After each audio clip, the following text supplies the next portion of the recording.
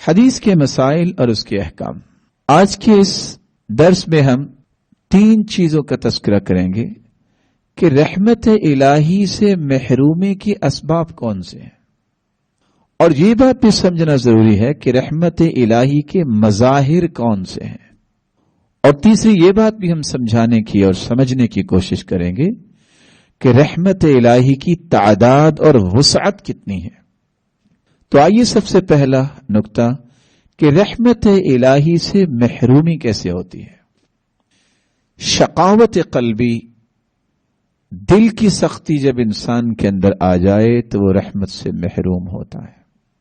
سیدنا ابو ہریرہ رضی اللہ تعالی عنہ روایت کرتے ہیں، رسول اللہ صلی اللہ علیہ وسلم نے فرمایا، یہ صحیح الجامع کی روایت ہے 7467، لا تنزع الرحمہ الا من شقی، بدبخت انسان سے رحمت کو کھینچ لیا جاتا ہے۔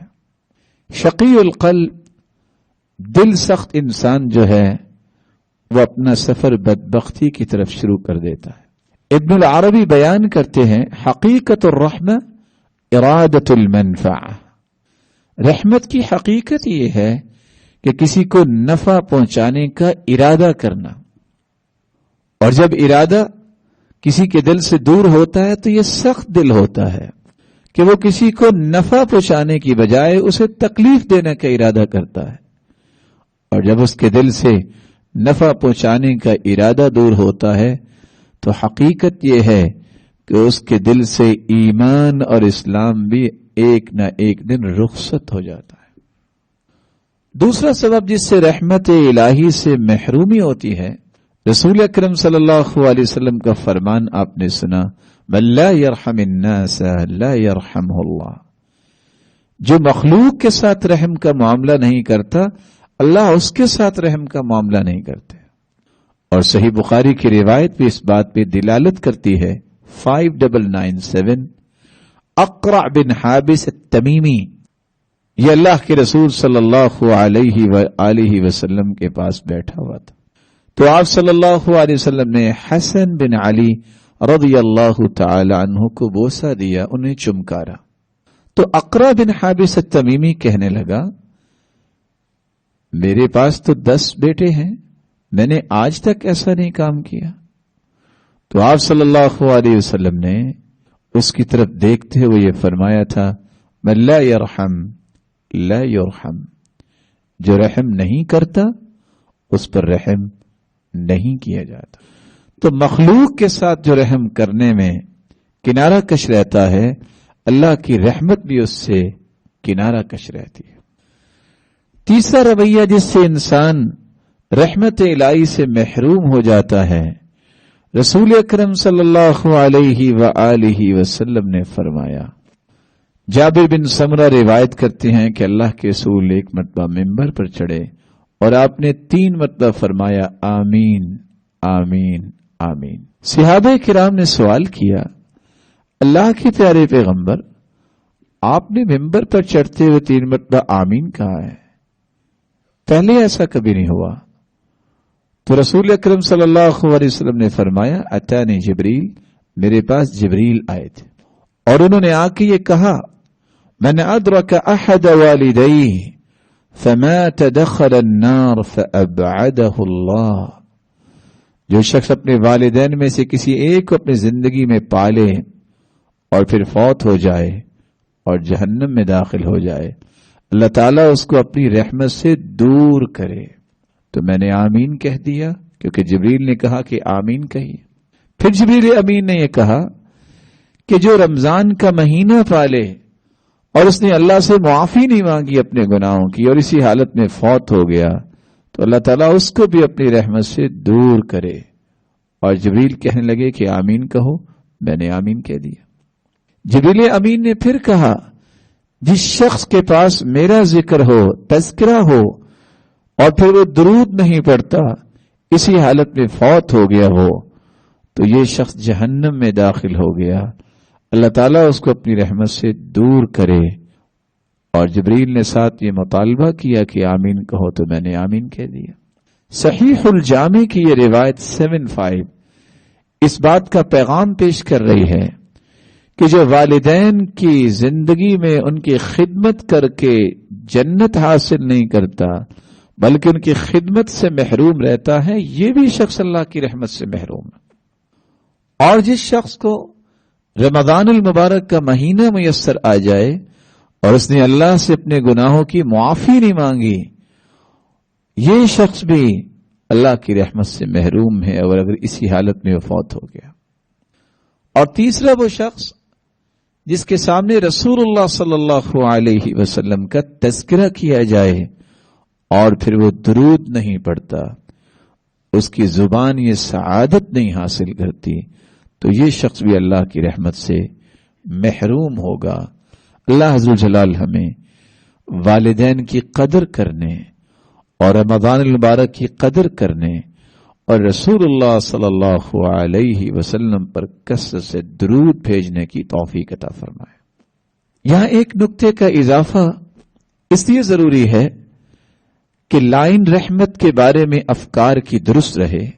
عبید الرحمن مبارک پوری رحمت اللہ علیہ فرمایا کرتے تھے، ان اعتقد او ظن الانسان ان اللہ لا يقبلها اعماله وانها لا تنفعه فهذا هو اليأس من رحمة الله وهو من الكبائر ومن مات على ذلك وكل إلى ما ظن كما في بعض الطرق حديث أنا عند ظن عبدي بي فيظن بي عبدي ما شاء۔ طبرانی کی یہ روایت ہے، اللہ عز و جلال کا فرمان ہے، حدیث قدسی ہے، انا عند ظن عبدی بی، میں اپنے بندے کی گمان کے مطابق فیصلہ کرتا ہوں۔ بندے کو چاہیے کہ جو بھی گمان کرنا چاہتا ہے وہ کر لے۔ تو جس بندے کا یہ عقیدہ بن جائے، یہ گمان بن جائے کہ اللہ عز و جلال اس کے اعمال کو قبول نہیں کرتے اور اس کے اعمال نے تو اسے نفع ہی نہیں دینا، تو یہ وہ اللہ کی رحمت سے مایوسی ہے جو کبیرہ گناہ ہے، اور جو اس کبیرہ گناہ سے توبہ کیے بغیر اس مایوسی کی حالت میں فوت ہو گیا تو قیامت کے دن اسی کا اسے خمیازہ بھگتنا پڑے گا۔ جیسا انسان گمان کرتا ہے اللہ ویسا ہی فیصلہ کرتے ہیں۔ ان خیرن فخیرن وان شرن فشرن، اگر خیر کا گمان کرتا ہے کہ میرا رب مجھے ضائع نہیں کرے گا تو اللہ اس کے گمان کی حفاظت کیسے کرتے ہیں، اسے زندگی میں کبھی گرنے نہیں دیتے۔ اور جو یہ گمان کر لے کہ میرے اعمال تو قبول نہیں ہے، پتہ نہیں کیا بنے گا، کچھ فائدہ ہوگا بھی کہ نہیں ہوگا، تو یہ اللہ کی رحمت سے مایوس ہونے والا، اللہ کی رحمت کو سمیٹنے والا نہیں بن سکتا۔ یہ بات جو طبرانی کی روایت کی روشنی میں عبید اللہ مبارک پوری رحمت اللہ علیہ پیش کر رہے ہیں، ایک بہت بڑی بات ہے۔ آج معاشرے کے اندر ہر طرف مایوسی ہی مایوسی ہے، حالانکہ مایوسی جہاں کبیرہ گناہ ہے وہاں یہ گمراہ لوگوں کا رویہ ہے۔ قرآن مجید میں اللہ عز و جلال فرماتے ہیں، وَمَن يَقْنَطُ مِن رَّحْمَةِ رَبِّهِ إِلَّا الضَّالُّونَ۔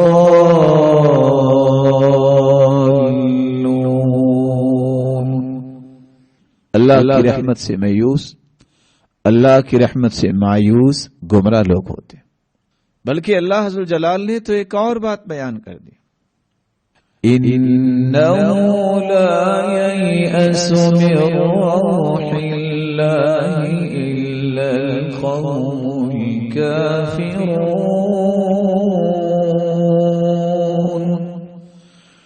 إِنَّهُ لَا يَيْأَسُ مِن رَّوْحِ اللَّهِ إِلَّا الْقَوْمُ الْكَافِرُونَ۔ اللہ کی رحمت سے کافر لوگ مایوس ہوتے ہیں۔ کس طرح یعقوب علیہ الصلوۃ والسلام نے بیٹوں سے کہا تھا کہ تلاش کرو یوسف کو۔ مایوس تو کافر لوگ ہوتے ہیں، اس لیے مایوسی میں رہنے والا انسان وہ کبھی اپنے ایمان کو مضبوط نہیں کر سکتا۔ یہ کافروں کا رویہ ہے۔ آج سوسائڈ کرنے والے کون ہیں؟ جاپنیز ہیں، کینیڈین ہیں، امریکن ہیں، کبھی دیکھا کہ کسی انسان نے قرآن اور حدیث پڑھی ہو اس نے بھی سوسائڈ کیا ہو؟ اس کو یقین ہوتا ہے میرا رب مجھے ضائع نہیں کرے گا اور اس کا رب پھر اسے ضائع نہیں کرتا. یہ کیسے ہو سکتا ہے؟ دنیا کے اندر کسی بڑے انسان پہ اعتماد ہو جائے، وہ کہتا ہے کہ پریشان نہ ہوئے میں تیرے ساتھ ہوں، جس کے بارے میں رب تعالی فرما دیں کہ میں اپنے بندے کے گمان کے ساتھ ہوں، وہ بندہ کیسے ضائع ہوگا؟ رسول اکرم صلی اللہ علیہ وسلم نے یہی باتیں صحابہ کو سمجھائی، اور یہی وہ ایمان اور ایقان کی بات تھی جس نے ان صحابہ کو عظمت سے نواز دیا. اور اللہ عز و جلال کے سامنے کوئی چیز بھی ناممکن نہیں، وہ خود مسبب الاسباب ہے. آپ سورۃ یوسف کا قصہ پڑھیں، 3 مرتبہ قمیض کا تذکرہ آیا ہے.